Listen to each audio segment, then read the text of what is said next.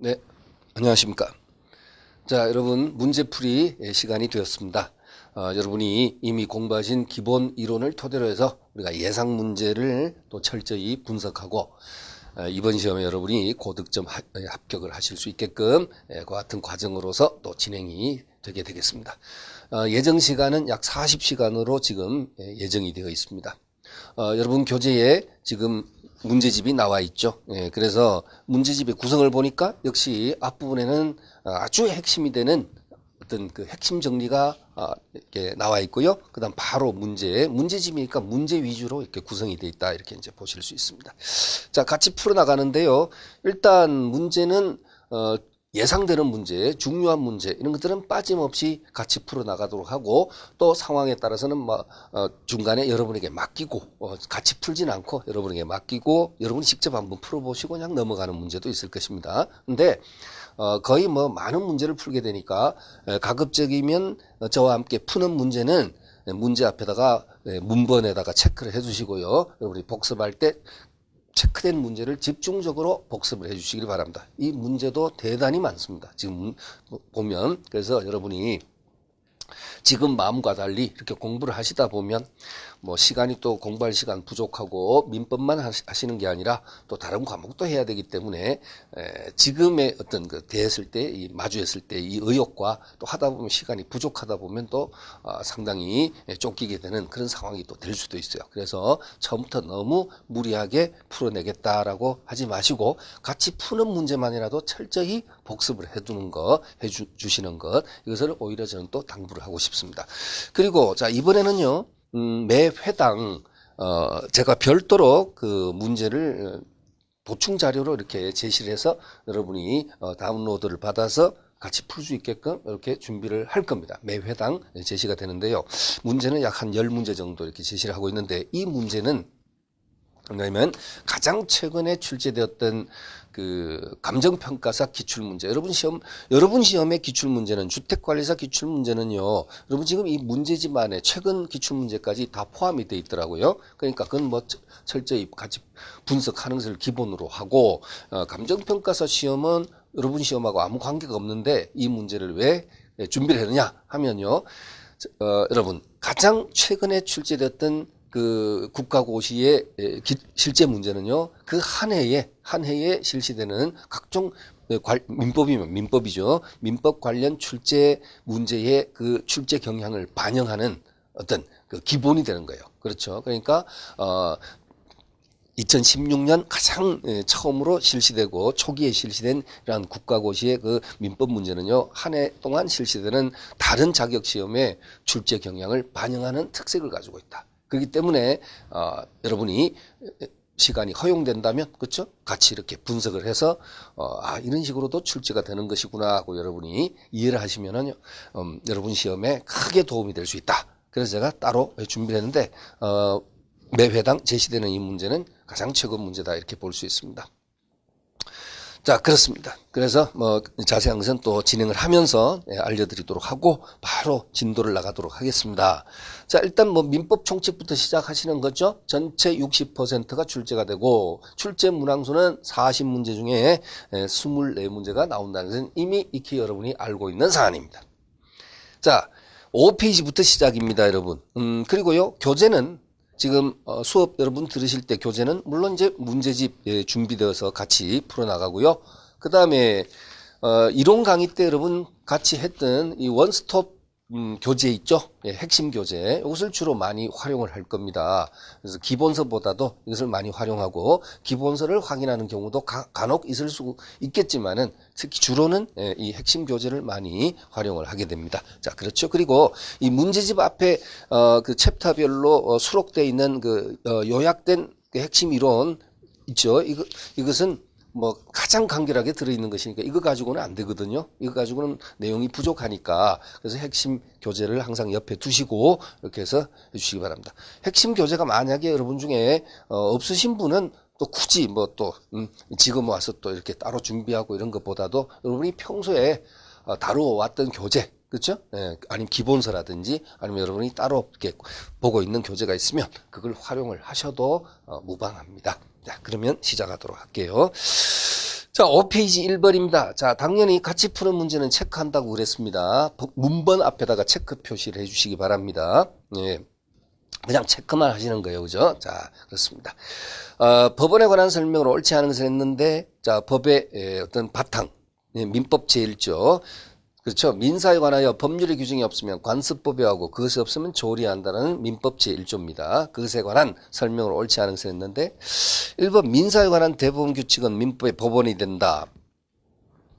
당연하죠. 자, 그 다음에 자, 대부분 규칙.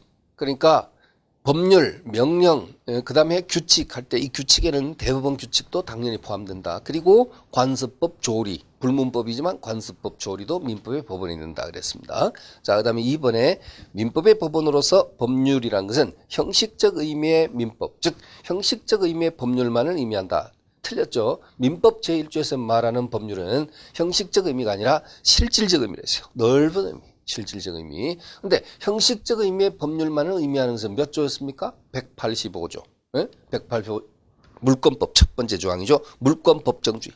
물권의 종류와 내용은 법률 또는 관습법이 정한 외에는 임의로 창설할 수 없다 할 때 그때 법률은 형식적 의미의 법률, 좁은 의미의 법률만 의미한다. 그랬었죠. 그럼 민법 1조에서 말하는 것은 좁은 의미가 아니라 넓은 의미. 형식적이 아니라 실질적 의미. 그래서 2번 틀리고 정답입니다. 자, 3번. 헌법재판소 결정이 민사에 관한 것이면 민법의 법원이 된다. 어떻습니까? 자, 잠시 이제 여러분 핵심 교재에서 다시 검토하겠습니다.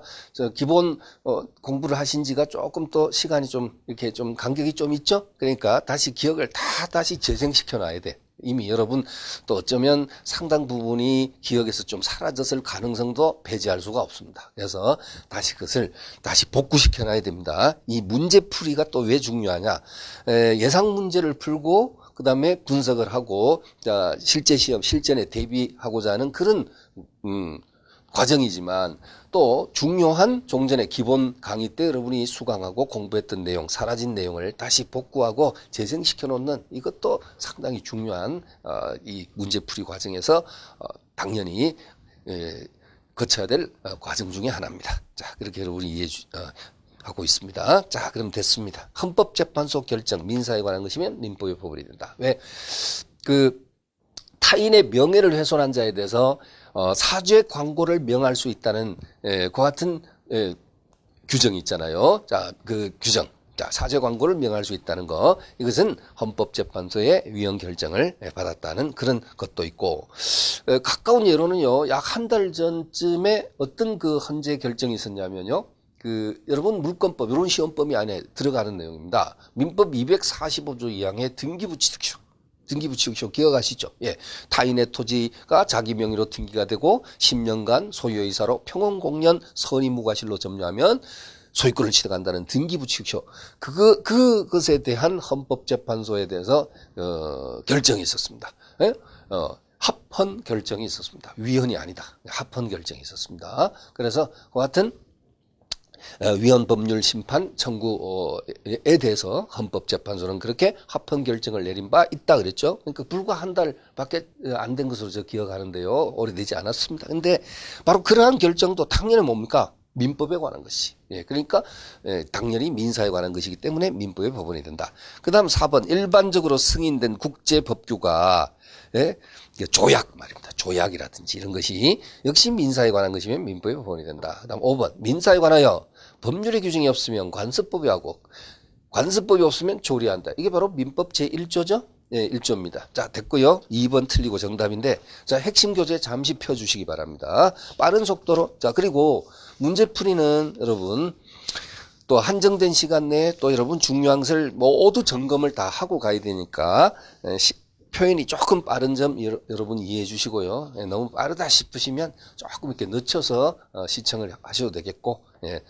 그렇죠? 예, 여러분 또 잘 평소에 숙지가 잘 되어 있어 가지고 뭐 2회도 갈 때는 또 좀 배속을 해서 이렇게 하셔도 될 것 같습니다.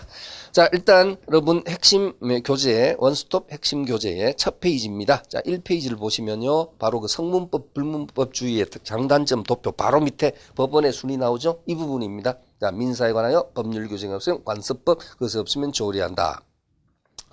그리고 확인 점검. 우리 민법 제1조에서 확인할 수 있는 사항은 어떤 사항들이다? 자, 여기 키워드 여러분 체크된 것들 확인되지요. 자, 우리나라는 성문법주의고요. 그다음에 관습법은 성문법에 대해서 보충적 효력을 인정하고 있고, 그다음에 세 번째 법원의 종류와 순위를 알 수가 있고 정하고 있고, 자, 법률, 관습법, 조리 그 종류와 그 적용 순서를 알 수가 있고, 그다음에 판례의 법원성은 법적으로는 부정되고 있다. 실질적으로는 인정된다 하더라도 법적 내지 형식적으로는 부정되고 있다라는 것을 민법 제1조에서 확인할 수 있다. 그다음에 자, 밑으로 내려갑니다. 성문민법과 불문민법에 대한 내용이 나오는데, 성문민법의 그 영역은, 범주는, 성문민법의 범주는, 자, 거기 가로 1번 법률 돼 있고요. 법률에는 민법전, 이것은 뭐냐? 형식적 의미의 법전, 1118개 조항으로 구성되어 있는 바로 이 법전을 말하는 것이다. 그러니까 형식적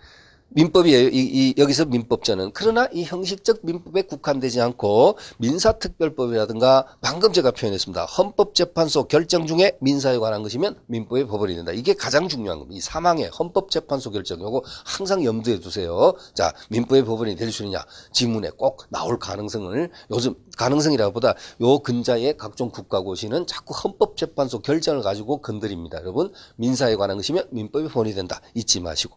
대통령의 긴급명령도 마찬가지. 다음 페이지 넘기면요. 그 다음에 뭐 대통령 총리령 각 부령 하는 것도 있고요. 그 다음에 뭐 행정자치부령 이런 거 있죠. 예? 예, 그렇습니다. 뭐 보건, 복지부령 이런 거 있거든요. 그 다음에 거기 가로 3번이 뭐예요? 대법원 규칙, 대법원 규칙. 방금 여러분 지문에 나왔었죠? 그 다음에 이제, 조약이라든가, 국가 간의 문서로 된 합의, 조약이라든가 이런 것도 민법의 법원이 된다라고 했었습니다, 여러분. 자, 자치법규. 자치법규는 이제 지방자치단체 조례를 얘기하는 거죠. 조리가 아니고 조례. 예? 자치법규는. 자, 그래요. 자, 그럼 여기까지 여러분 일단 봤고요. 자, 문제 오세요. 자, 복습 한번 해봤습니다. 아, 그리고, 잠깐만요. 문제로 올 것이 아니라, 일단 방금, 거기서 그래서 결국 그 1페이지에 그 가로 1번에 그 우리 성문민법의 그 영역에 들어가는 법률이라는 것은 어떤 것이다? 넓은 의미의 법률이다. 그죠? 예, 그래서 실질적입니다. 이렇게 봤고요. 그 다음에 잠시, 자, 가끔은 여러분 문제 풀이 때는요, 이렇게 좀 넘나드는 경우가 있습니다. 총칙하다가 물권법 쪽, 채권법 쪽을 갔다 오는 경우가 있어요. 왜냐하면 이제는 그랬었죠. 수직적인 공부가 아니라 그건 이미 했고 수평적인 매듭을 지어줘야 될 필요가 있다. 그래서 여러분 물권법 첫 페이지입니다. 자, 어디냐면 핵심 교재 70페이지 한번 넘겨보세요. 자, 핵심 교재 70페이지 넘겨보시죠. 넘겨보시면은 거기 물권법 첫 페이지예요. 제일 위에 보면 물권법 정지. 물권의 종류와 내용은 법률 또는 관습법이 정한 외에는 임의로 창설하지 못한다 라고 했을 때 이때 법률, 이걸 물권 법정주의라 하지 않습니까? 여기서 법률이라는 것은 거기 2항에 보세요. 2항에 법률은 국회가 일정한 형식과 절차에 따라서 제정 공포한 그 같은 법률만을 의미하는 것이고 명령이나 규칙 이런 것들은 포함되지 않는다.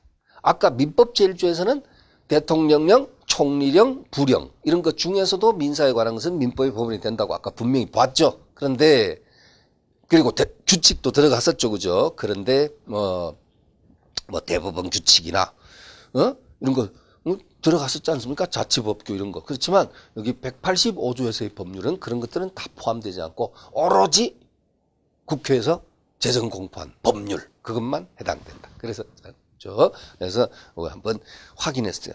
여러분 당부드립니다. 자, 무엇을 당부드리냐면요. 여러분이 지금 시간상으로 봤을 때, 이론 부분, 여러분이 많이 철저히 회독을 많이 하고 공부한 분도 있겠지만은 또 시간이 좀 부족해서 지금 충분히 이렇게 복습을 좀 못한 경우도 있을 것입니다. 어찌됐든 여러분이 복습을 많이 한 분이나 별로 시간을 가지지 못해서 조금 지금 마음이 조금 우울하다 할까? 문제 풀이는 지금 진행되는데 난 기본 이론을 좀 철저히 복습을 못했다 해서 조금 마음이 좀 괴름직한 그런 분들이나 다 마음을 편하게 가지시고요. 이 문제 풀이 할 때는 또 새술은 새부대 담는다는 속담처럼 말입니다. 다시 차곡차곡 다시 쌓아나간다. 이렇게 생각하시면서 접근을 해주시고 시작해 주시고, 한 가지 당부하고 싶어하는 표현이 뭐냐면, 방금 했던 말도 중요하지만 뭐냐면, 예를 들면 이 문제, 이게 여러분이 뭐 기본서라든지 핵심 교재라든지 이런 것을 자꾸 이렇게 보다 보면, 지금 타임이 그래요. 지금 시간대가 뭐냐면, 시험이 이제 7월 우리 시험이지 않습니까? 7월 16일. 근데 지금 이 시기쯤 되면요, 매너리즘에 빠집니다. 타성해졌습니다.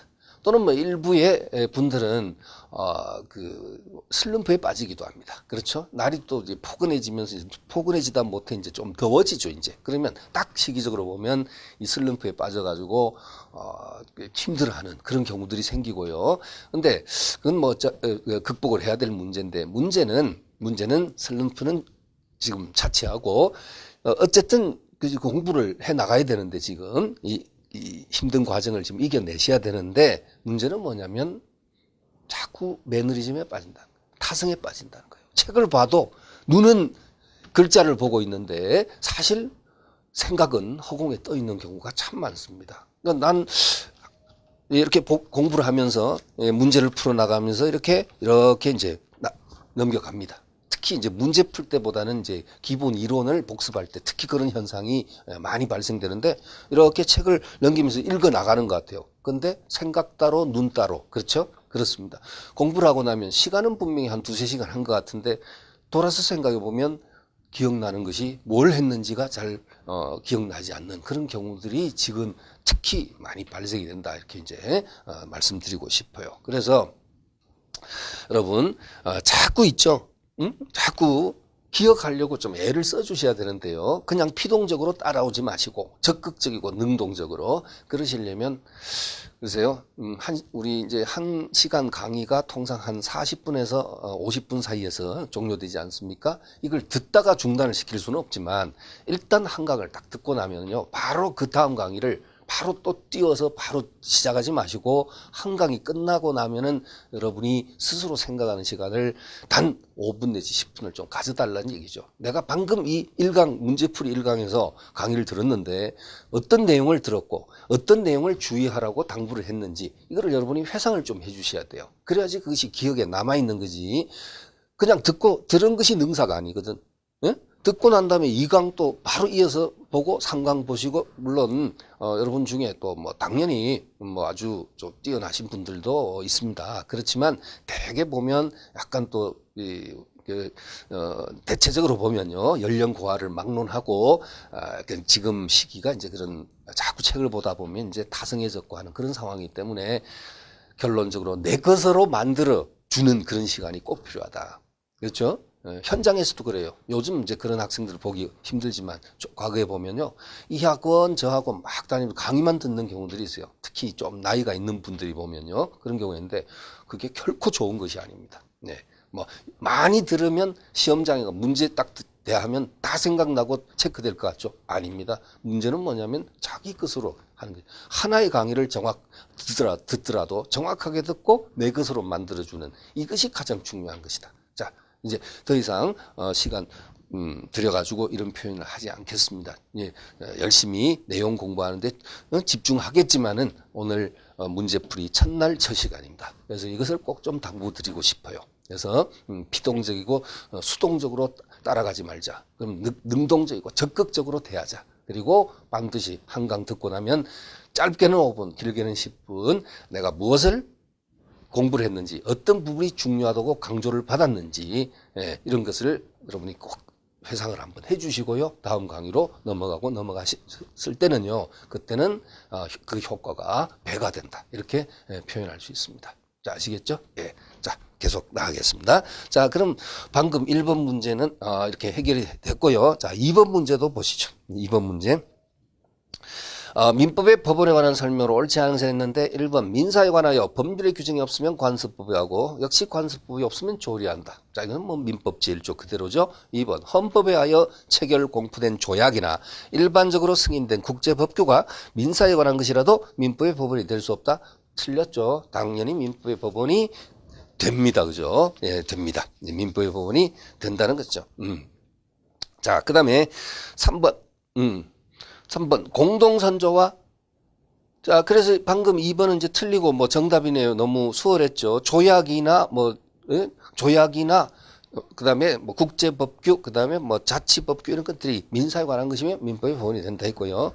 그다음에 3번 지문은 공동선조와 성과 본을 같이 하는 후손은 성별의 구별 없이 성년이 되면 당연히 종중의 구성원이 된다고 보는 것이 조리에 합당하다. 자, 과거에는 여러분 기억하시죠? 성년 이상의 남자만을 종원으로 한다라는 관습법이 존재했다는 것이죠. 근데 이것은 시대 사정이 변화되게 되고 역시 양성평등의 원칙이 지배되고 있는 이와 같은 현대 사회에서 관계에서는 그러한 것이 관습법으로서 더 이상 그 효력을 유지할 수 없게 됐다. 여러분 관습법이 되려면 자 어떤 성립 요건을 갖춰야 됩니까? 예로부터 어떤 관행이 있고 그 다음에 그 관행이 대다수 국민으로부터 법적 가치를 가진다는 법적 확신에 의해서 지지를 받아야 되고 그것은 곧 법원의 판결이라고 그랬죠. 두 번째. 세 번째.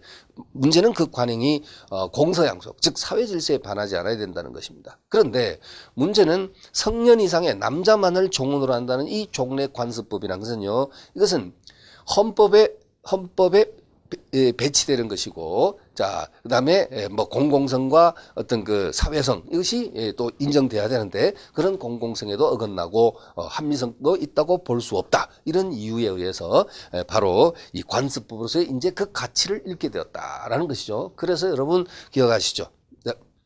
대법원 판례도 어떻게 바뀌었습니까? 성년 이상의 남자만이 아니라 남녀 모두 종원이 될 수 있다. 이렇게 바뀌게 됐다. 이렇게 이제 볼 수 있죠. 바로 그 지문이에요. 그래서 3번에 공동선조와 성과 본을 같이 하는 후손은 성별의 구별 없이 성년이 되면 당연히 종중의 구성원이 된다고 보는 것이 조리에 합당하다. 자, 맞고요. 자, 그다음에 조리는 다른 말로 뭐죠? 사회통념. 자, 그다음에 4번 법령과 같은 효력을 갖는 관습법은 특별한 사정이 없으면 당사자의 주장 증명을 기다릴 필요 없이 법원이 직권으로 이를 확정하여야 한다. 자, 일단 원칙이 뭐라서요? 관습법은 법원이 직권 판단. 자, 여기 관습법. 이거 계속 나오고 있습니다, 여러분. 관습법은 법 당사자 주장 또는 증명을 기다림이 없이 주장 입증 내지 증명을 요함이 없이 법원이 직권 판단 그랬죠? 법원이 직권 판단했고요. 자, 원칙이. 그다음에 사실인 관습은 어떻습니까? 사실인 관습은 대개는 법원이 모르고 있는 것이 일반적이기 때문에 이것은 어떻게 하냐면 당사자의 자 뭐가 필요하다. 당사자의 주장 그 다음에 입증을 요한다. 지금까지의 판례는 입증이라 했지만은 입증을 요한다 이렇게 했죠. 그런데 여러분 작년 하반기부터 이제 올해 출제되어진 문제들은요, 입증이란 용어는 이제 정말로 다 사라졌어. 이제는 전부 뭘로 바꾸느냐? 증명으로 바꾸어냅니다. 그죠? 그래서 제가 이론 강의할 때도 그랬지만은, 이 입증이, 증명, 당분간은 이제 혼용을 해야 되는데, 시험 문제는 이제 증명으로 나오고 있습니다. 올해부터는 예외 없이 그렇게 나오고 있어요, 여러분. 그러니까 그런 경향도 있고요. 나중에 제가 다시 언급하겠지만, 그 왜 기간 계산할 때, 만료일을 표현할 때, 오후 12시, 자정, 오후 12시, 이거 지금 올해부터 출제되는 각종 국가고시의 민법 문제의 그 기간에 대한 부분에서는요, 오후 12시를 24시로. 그러니까 어떤 오후 12시라는 그 개념을 놓고 아마 다툼의 소지가 좀 있다고 판단했는지 출제 교수는 24시로 다 바꾸어냅니다. 그래서 그런 경향도 이제 필요한 얘기죠. 그죠? 그러니까 앞으로 나가면서 또 다시 한번 해당 부분에 얘기하겠습니다. 그래서 제가 왜 이 입증과 증명 이건 여러분 같은 말이면서 당분간 혼용하자 그랬었죠? 왜냐하면 2013년도니까 3년 전이죠. 민사소송법이 개정되어 가지고 입증이란 용어를 증명이란 용어로 다 바꿔놨어요. 그죠? 그런데 지금까지 이 관련 대법원 판례에서는 입증이라고 다 표현 판시가 되어 있지 증명이란 용어로 나온 경우가 별로 없잖아요. 과거 이제 중요한 우리 지금도 시험에 나오는 판례들에 보면 그래서 이제 당분간 혼용하자 했는데 이제 구사할 때는 이제부터는 증명으로 주로 표현을 구사하겠습니다, 여러분. 그러니까 시험에 나오는 쪽으로. 자, 됐습니다. 자, 그러면 이제 관습법은 보시다시피 법원이 직권으로 판단할 수 있고, 왜냐? 이것은 관습법은 또 법이다. 자, 이건 뭐 대다수 국민으로부터 법적 가치를 간다는 확신에까지 이르렀기 때문에 당연히 법원이 그것을 알 수가 있죠. 그러니까 직권 판단할 수 있고 다툼이 생겼을 때 관습법의 존재에 대해서. 그래서 제가 이론 강의 때 왜 분묘기지권을 예를 주로 많이 들었었죠. 예. 조상의 묘소를 놓고 서로 다툼이 생겼을 때 이장해라 못한다. 예? 다툼이 생겼을 때 그것이 분묘기지권의 요건이 충족됐다라고 한다면 법원은 직권으로 판단해 줄 수 있습니다. 그렇죠. 그 다음에 사실인 관습이라는 것은 이것은 아직까지 대다수 국민으로부터 법적 가치를 가진다는 확신에까지는 이르지 못한 것이기 때문에 법원이 모르고 있는 것이 원칙이에요. 그래서 당사자가 소송에서 주장 증명을 요한다는 것이었습니다. 그런데요, 이건 여러분 잘 알고 있는 것이고 아주 중요한 것이고 시험 문제에 항상 포인트가 되는 거죠. OX 판단의 포인트가 되는 것인데 문제는 뭐냐면 여기에는 각각의 예외가 있어요.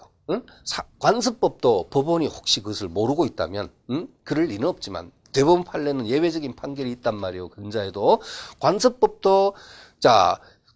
관습법도 법원이 모를 경우에는 당사자가 뭐 할 수도 있고 주장 입증을 할 수도 있고 증명을 요하는 경우도 있고요. 여기 예외 있고요. 예외. 마찬가지로 이거 뭡니까? 이 사실은 관습 있죠? 이것도 마찬가지입니다. 이것은 당사자 주장 증명을 요하는 것이지만 역시 법원이 알고 있을 때는 사실은 관습의 존재를 알고 있을 때는 법원이 뭐 할 수 있다? 직권 판단할 수 있다는 예외가 있다. 그래서 여러분은 원칙을 꼭 기억하시면서 각각의 예외가 있긴 하다라고 여러분이 조심스럽게 이렇게 접근을 해 주시기 바랍니다. 출제가 되는 예외가 이렇게 시험에 지문에 나오는 경우가 있어요, 여러분. 안 나오면 그냥 언급도 안 하겠는데, 그러니까 가장 잘 나오는 것은 원칙에 입각했어. 자, 됐죠? 자, 그러면 이렇게 봤고요. 그 다음에 여러분, 자, 그래서 4번 지문 어때요? 맞죠? 관습법은 법원이 직권오류를 확정해야 한다. 그 다음에 5번. 헌법을 최상위 규범으로 하는 전체 법 질서에 반하는 사회생활 규범. 이거 바로 여러분 방금 얘기했던 성년 남자만을 종언으로 한다는 이 관습법입니다. 그 관습법에 대한 그것은 이제 사회성 공공성에 반하여 관습법으로서 효력을 인정할 수 없다는 그 판례의 문장이에요. 네? 5번 지문이. 그래서 헌법을 최상위 규범으로 하는 전체 법 질서에 반하는 사회생활 규범은 사회에 거듭된 관행으로 생성된 것일지라도 관습법으로서의 효력이 인정될 수 없다. 이게 바로 그 3번 지문과 관련된 판결입니다, 여러분. 자, 그러면 됐죠? 예, 2번. 자, 답이었죠. 그리고요. 우리가 이제 이 문제집은 뭐 어떤 문제집이든 마찬가지입니다. 문제가 있고 밑에 바로 해설이 붙고 그다음에 말미에 이제 꼬리말에 뭐가 붙어요? 정답이 나와 있죠. 그죠? 정답 표기가. 근데 문제를 풀다 보면 또 자연스럽게 눈이 해설로 먼저 이렇게 가는 경우도 있다. 그죠? 자, 가급적이면 해설이 우선은 여러분 여러분이 직접 풀어 본다는 그런 마음 자세로 이렇게 하셔야 되니까 가급적 해설은 먼저 보지 마시고요. 일단 그래서 보면 이렇게 뭐 이렇게 불투명 자 같은 거 가지고요. 짧은 20cm 조그만 자 있잖아요. 그거 가지고 이렇게 가리고 이렇게 풀어 나가는 것도 좋은 방법입니다. 자꾸 해설이 눈에 들어오니까 그럼 별로 효과가 좀 떨어지지 않습니까? 네, 그렇습니다. 그래서 이제 해설을 이제 같이 해결할 때 확인할 때는 같이 보시고 그렇지 않으면 문제 볼 때는 해설이 자꾸 눈에 잘 안 가도록 해주시기 바랍니다. 자, 4번 문제를 보겠습니다. 4번. 자, 이렇게 3번은 그냥 넘어가면 이건 여러분이 알아서 한번 풀어보시라는 그런 의도입니다. 앞으로 말하지 않아도. 자, 4번. 관습법과 사실인 관습에 관한 설명으로 틀린 것은 했습니다. 1번. 사실인 관습은 사적 자치가 인정되는 분야에서, 자, 사적 자치가 뭐예요? 계약 자유 원칙이죠. 계약 자유 같은 말이죠. 그래서 계약 자유가 인정되는 분야에서 법률행위의 해석 기준으로서, 자, 여러분 법률행위의 해석 기준으로서 에다가 밑줄 딱 치고 끊어서 밑줄 딱 치고, 자, 106조 106조라 쓰시고요.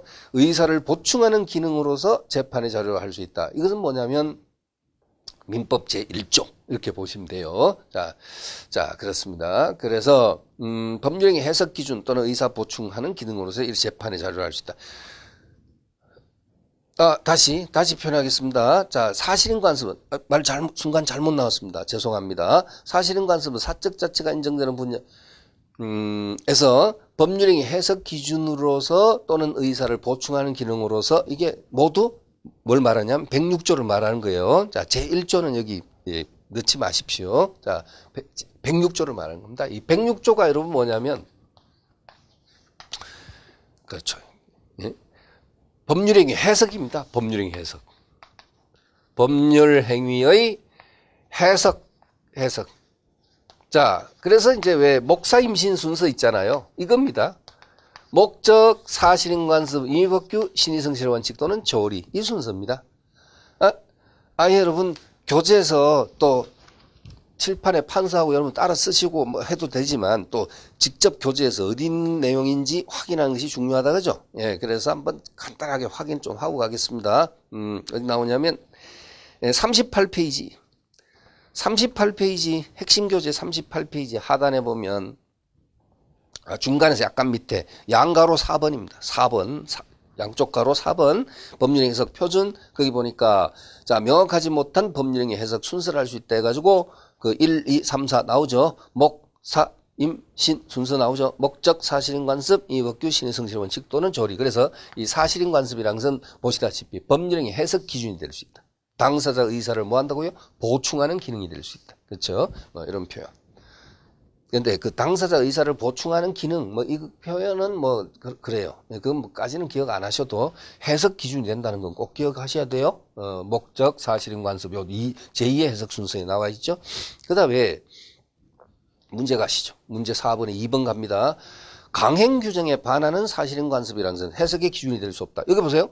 목적, 사실인 관습, 그 다음에 임의법규, 그 다음에 신의성실의 원칙 또는 조리 그랬잖아요. 그죠?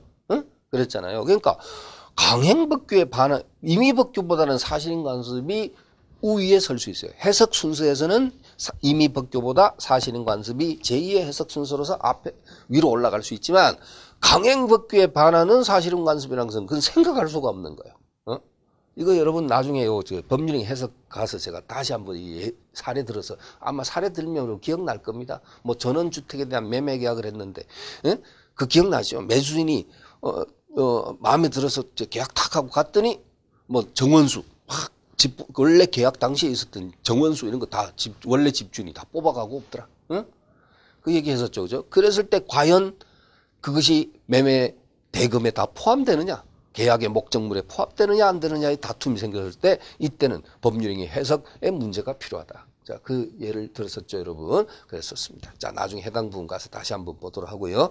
일단 2번 지문 어때요? 맞죠? 강행법규에 반하는 사실인 관습은 해석의 기준이 될 수 없다. 맞는 것이고 임의법규에 반하는 사실인 관습 당연히 해석 순서에 들어가죠. 그러니까 됐고 3번 관습법이 전체 법 질서에 부합하지 않게 되었다면 이거 바로 자꾸 얘기하지만 그 종언의 자격, 성년 남자만을 종언으로 한다는 그 관습법을 에서 판례에서 나온 문장들이에요. 계속 출제할 때 활용하고 있습니다. 그래서 관습법이 전체 법 질서에 부합하지 않게 되었다면 그러한 관습법은 법적 규범으로서의 효력이 부정된다. 맞죠? 그다음 4번 물권은 관습법에 의해서도 창설할 수 있다. 이거 방금 여러분 물권법 첫 번째 조항 아까 70페이지였던가요?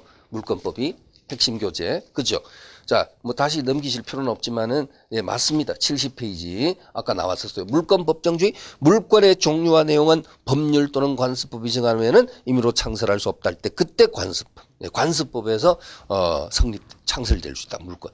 자, 한번 불러 보실래요? 가면서 보자. 해설에도 있는지 보자. 해설에는 행인지 불행인지 모르겠지만 해설에는 없네요. 그죠? 근데 왜 제가 행인지 불행인지 그랬을까요? 혹시라도 해설에 있으면 여러분 거기서 바로 그냥 확인을 할 수 있는데 그래도 해설에 없으니까 자 여러분 한번 기억 한번 떠올려 보세요. 4번 관습법에 의해서 상설된 물권 뭐가 있다? 이거를 이제 물어보고 싶었던 거예요. 자, 그거 중요하죠. 시험 자주 나오니까. 자, 4번 지문에 물권은 관습법에 의해서도 창설될 수 있다. 예, 어떤 예가 있다. 가로하셔가지고 자, 생각나는 대로 불러주세요. 뭐 있습니까? 동산의 양도담보권. 동산의 양도담보권. 그 다음 또 뭡니까? 관습법상 법정지상권. 그죠? 법정지상권. 또 뭐 있습니까? 분묘기지권. 이 분묘기지권도 뭐예요? 특수지상권의 일종이죠? 그래서 분묘기지권. 이것도 물권이에요. 그죠? 그래서 관습법에 의해서 인정되는 물권, 창설된 물권이죠. 자, 그래서 양도안보권, 관습법상, 법정상권, 분묘기지권. 그 다음에 이제 물권은 아니지만 하나의 그 공시방법으로서 또 공시방법으로 뭐가 있어요? 명인방법이란 거 있죠? 기억나시죠? 예, 명인방법. 새끼줄을 삥 둘러쳤다. 그 다음에 목차를 세워두었다. 그 다음에 몇 그루마다 하나씩 표피를 깎아서 묵스를 해두었다. 이거 이제 관습법상의 하나의 뭐요? 공시방법이죠. 이건 물권이라고 표현하면 안 되고 공시방법. 우리가 부동산의 등기, 동산의 인도하듯이 하나의 공시방법. 그렇죠? 이렇게 이제 이것이 이제 관습법에 의해서 인정되는 물권과 공시방법이다. 맞죠? 네, 그래서 이런 거 기억하셔야 돼요. 근데 보니까 여러분 이제 풀어나가는 문제도 아마 있을 거고 지문에 나올 텐데 자꾸 요즘에 뭐냐면 뭐 무슨 사도 통행권, 사도 통행권, 도로 통행권을 얘기하는 것이지. 그다음 뭐 용수권, 뭐 이런 표현하면서 지하에서 물을 끌어올릴 수 있는 용수권 이런 거 내면서 이게 무슨 관습법상의 그 물권인 것처럼 이렇게 표현이 출제가 자꾸 되고 있습니다, 여러분. 자. 아닙니다. 관습법상 인정되는 물권 아니에요. 자, 그 다음에 넘어가도 되겠죠? 자, 그 다음에 5번 질문입니다. 사실인 관습은 법적 확신이 없으므로. 자, 법적 확신. 여러분 잠깐만요. 여러분 핵심 교재 꼼꼼히 보고 가셔야 됩니다. 자, 그냥 넘어가지 않겠습니다. 여러분 잘 알고 있죠? 기억나시죠? 하고 그냥 넘어가면 안 돼요. 자꾸 반복된 것이라도 또 반복해야 된다. 아까 얘기했죠? 다시 차근차근히 세 부대에다가 담자 그랬어요. 자, 2페이지. 핵심 교재 2페이지. 자, 상단에 보면 관습법의 성립 요건 어디 나옵니까? 자, 가로 1번 관습법의 2항의 성립 요건. 자, 기억, 니은, 디귿 강조했죠? 자, 어떤 민사 관행에 대한 법적 내용에 관한 민사 관행이 있어야 돼요. 민사 관행. 그 다음에 법적 확신에 이르러야 돼. 그 다음에 세 번째, 사회 질서에 반하지 않아야 된다. 간단하게 이제 표현했어요. 여기서 여러분, 사실인 관습과 차이는 뭐라 했어요? 그 두 번째 나와 있는 아직까지 대다수 국민으로부터 법적 가치를 가진다는 법적 확신에까지 이르지 못했다. 그렇다면 그것을 우리는 뭐라고 볼 수 있냐면 사실인 관습이다. 이렇게 봤죠. 그래서 제가 뭐 어떻게 비유했죠? 두 손으로 어떤 관행이 이렇게 있고, 관행을 두 손으로 떠받들어지고 있으면 그 관습법이고, 대다수 국민의 손이다. 그랬죠? 한 손으로만 이렇게 겨우 받쳐지고 있으면 이건 사실인 관습이다. 이렇게 여러분이 연상을 해달라 그랬어요. 그쵸? 네, 그래요. 자, 그러면, 문제 다시 옵니다. 자, 방금 복습했고, 나란히 펴두고요. 항상 좀 왔다 갔다 하셔야 돼요. 그 다음에 5번 지문에서 사실인 관습은, 4번 문제 5번입니다.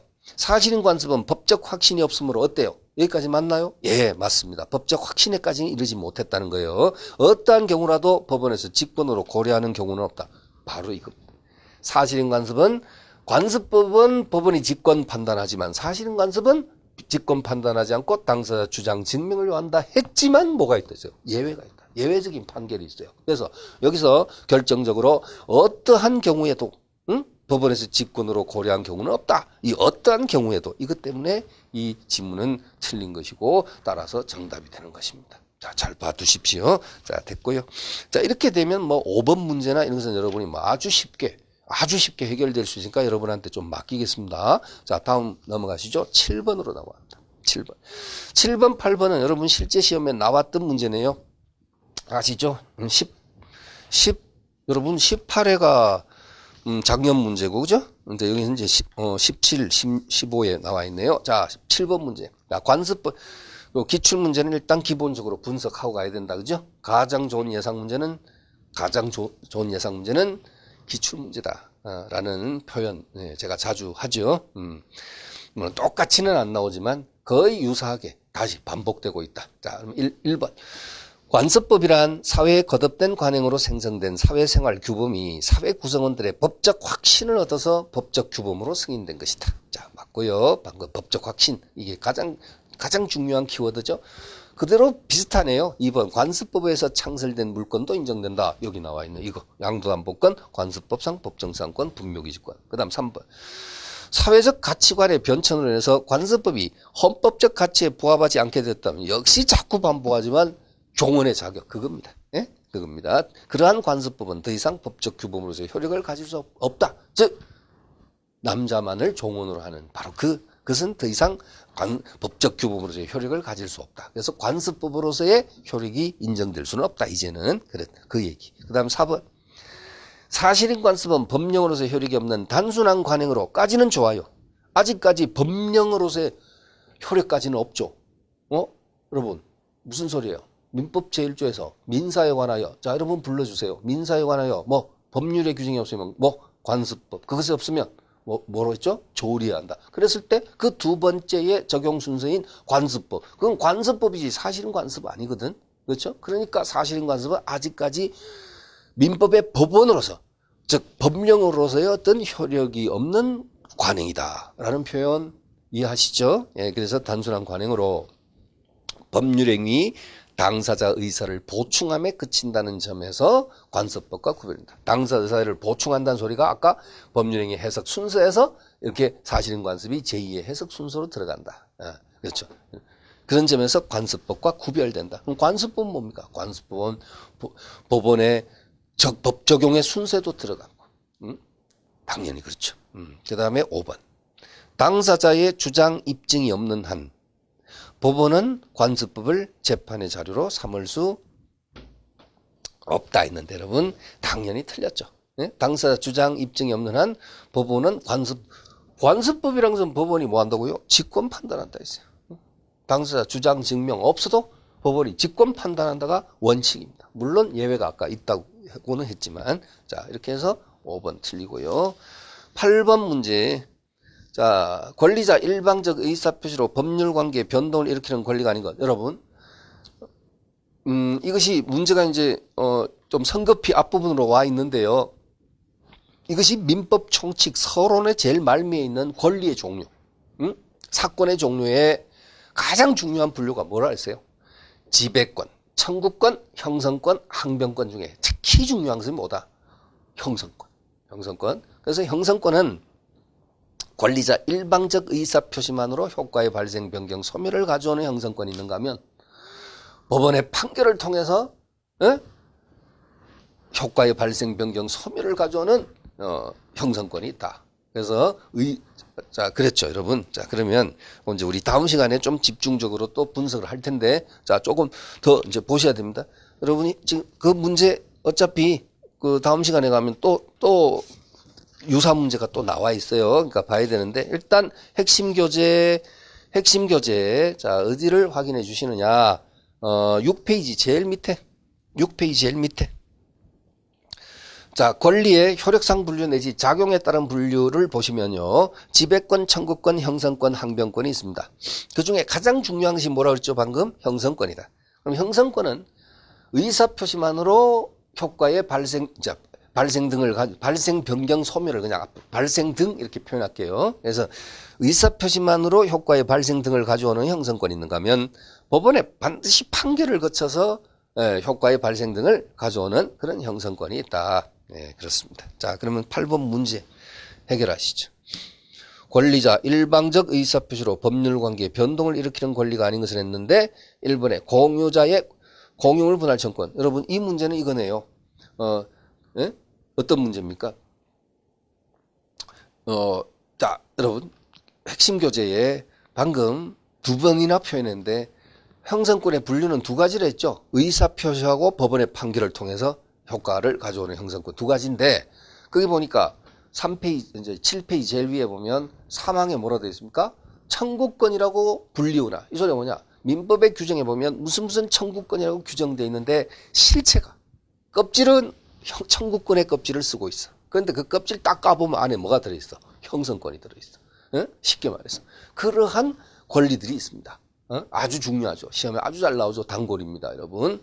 그래서 뭐 지상물 매수청권, 지상권 소멸청권, 공유물 분할청권 이런 것들 있죠. 전세권 소멸청권. 자, 있죠. 우리 다음 시간에 한번 쭉 한번 복습해 볼게요. 자, 일단은 8번 문제 해결하시고. 1번. 공유자의 공유물 분할청권. 공유자끼리 서로가 서로에 대해서 불분할 특약을 맺지 않은 이상, 공유물 불분할 특약을 맺지 않은 이상 서로가 서로에 대해서 분할하자라고 요구할 수 있는 권리. 이거 청구권이라 분류나 실체가 형성권이다. 그 다음에 지상권자 이거 뭐 나옵니까? 지료 증감 청구를 했는데 지료뿐 아니라 전세권에서의 전세금, 임대차에서의 차임. 자, 셋 다 묶어서. 자, 방금 제가 뭐랬죠? 지상권에서의 지료, 전세권에서의 전세금, 임대차에서의 차임. 셋 다 묶어서 지료, 전세금, 차임, 증감 청구권. 이건 뭡니까? 청구권이라 분류나 실체가 형성권이다. 그랬죠? 그 다음에 3번 지상권 설정자나 지상권자의 지상물 매수청권, 형성권. 그 다음에 4번 건물 임차인의 부속물 매수청권. 역시 임대인의 동의를 얻어서 부속시켰거나 또는 임대인으로부터 매수한 부속물일 때는 매수청권 행사할 수 있죠. 형성권. 그러나 5번에 부동산 공사 수급인의 저당권 설정 청권이라는 것이 있는데요. 도급에 규정되어 있는 내용입니다. 666조죠. 네, 그래서 자 도급에 나옵니다. 도급에서 도급인이 보수를 주지 약정된 보수를 주지 않을 때 이때 수급인이 자기가 지은 그 건물 도급인 소유 건물에 대해서 저당권을 설정해 주시오 요구할 수 있는 권리가 있는데 이건 여러분 그냥 순수한 청구권입니다. 이건 형성권 아닙니다. 자 됐습니다. 그럼 자 그다음에 9번 문제 9번까지 권리를 작용 또는 효력에 의해서 분류할 때 연결이 옳은 것은 했는데 1번 상계.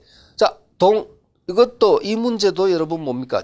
지배권, 청구권, 형성권, 항변권을 묻는 바로 여러분 지금 펴져 있는 핵심 교재 6페이지 제일 하단에 나와 있는 작용에 따른 분류. 이걸 묻는 겁니다. 자, 상계권은 뭐요? 동철, 상추, 해해, 취, 그죠? 동철상, 동이 철의 상계 추인할 때 상 나왔죠? 예, 상이 뭡니까? 역시 형성권. 동철, 상추, 해해, 취, 그죠? 해제, 해지, 취소. 그 다음에 2번. 지상권자의 지상물 매수청권, 청구권자 분류나 실체가 뭐다? 형성권이다. 지금 계속 틀립니다. 3번. 물권적 청권은? 3종 세트 있죠? 물권법 가면. 소유물 반환 청권, 방해 제거 청권, 방해 예방 청권. 이런 거 있죠? 이건 순수한 청권입니다. 청권입니다. 형성권 아닙니다. 그 다음에 4번. 보증인의 최고 검색 항변권. 여러분 채권법에 가면 또 기억이 또 살아나야 되죠. 그죠? 자, 단순한 보증 채무일 때, 일반 보증일 때에 보증인에게 인정되는 최고 검색의 항변권이 있잖아요. 나한테 자꾸 돈 달라 그러지 마. 채무자한테 직접 달라고 하면 해봐. 이런 항변권 방패 있죠. 기억나시죠? 그래서 이것은 뭐냐면 형성권이 아니고 항변권이. 지청형항 중에 지배권, 청구권, 형성권, 항변권 중에 항변권입니다. 물론 이제 항변권에도 두 가지 종류 있잖아요. 연기적, 영구적 두 가지인데 이것은 연기적 항변권이다. 그 다음에 5번 계약 해제권. 동철, 상추, 취할 때 해제, 해지, 취소 그죠? 네, 형성권입니다. 5번 정답. 됐습니까? 네, 이런 식으로요. 자, 해주시면 되겠습니다. 이 10번 문제를 보니까 이게 여러분 이것은 여러분 작년 아니면 재작년에 감정평가사 시험에 출제됐던 문제 그대로입니다. 예, 그렇습니다. 분명히 제가 기억하고 있는 기억 속에 들어있는 문제 중에 하나인데요. 우리 시험 기출은 아닙니다. 근데 그게 다른 건 여러분 그냥 읽어보시고 4번에 보면 형성권은 반드시 재판상 행사해야 한다. 재판상 형성권이 따로 있죠? 그죠? 여러분 시험에 시험 범위 안에 들어가는 채권자 취소권, 그죠? 그 다음에 뭐 시험 범위는 아니지만 친생 부인권, 재판상 이용권 이 세 개는 가급적 암기하셔야 되는데 채권자 취소권, 친생 부인권, 재판상 이용권. 아니 지금 거기 나와 있어요, 여러분. 네? 지금 핵심 교재 7페이지 상단에 나와 있어요. 채권자 취소권, 친생 부인권, 재판상 이용권. 그것들은 반드시 재판상 행사해야 되는 형성권이지만 동철, 상추, 해회치는 그렇지 않잖아요. 그냥 재판상이 아니라 재판 외 일반적인 상황에서 그냥 취소할 수 있고 해제 걸 수 있고 그죠? 응? 할 수 있습니다. 그래서 반드시 재판상 행사해야 된다. 4번이 틀리고 답이죠. 그렇게 이제 풀어주시면 되고요. 5번에 취소할 수 있는 법률행위의 취소권의 존속기간 이게 바로 뒤에 가면 나올 텐데 취소권의 단기 소멸 있잖아요. 법률행위 취소할 수 있는 법률행위는 법률행위 한 날로부터 10년 또는 추인할 수 있는 날로부터 3년 내에 해야 된다고 민법제 146조에 규정되어 있죠. 이것은 뭐냐? 이때 10년, 3년 하는 것은 뭐다? 제척기간으로 본다. 소멸시효가 아니고 제척기간이다. 이런 표현입니다. 그러다 보니 뭐 다 지문 다 보고 있는데 거슬러 올라갈게요. 3번 공유물 분할 청권 형성권 맞거든요. 그 다음에 1번에 형성권의 효력 발생에는 상대방의 동의나 승낙 요하자한다. 왜? 형성권은 청구권이 아닙니다. 청구권은 상대방의 동의나 승낙이 필요하지만 형성권은 일방적 의사표시. 그래서 1번도 맞고 2번이 약간 생소하시죠? 예. 형성권 행사는 단독행위이므로 조건을 붙일 수 없는 것이 원칙입니다. 맞아요. 예. 단독행위는 조건과 친하지 않다. 그러나 이제 계약의 정지조건부 해제는 인정된다. 그렇죠? 예. 뭐 이런 내용은 여러분 시험하고 좀 생소하시지만 자 그렇습니다. 그래서 4번이 정답이에요. 자 이렇게 보고 자 우리 잠깐 쉬었다가 다음 시간에 이어서 보도록 하겠습니다, 여러분. 자 그리고요 일단 뭐 첨부되어 있는 이 보충 예상 문제 이것도 출력하셔가지고 준비해 두시기 바랍니다. 2교시에 같이 풀도록 하겠습니다. 수고하셨습니다.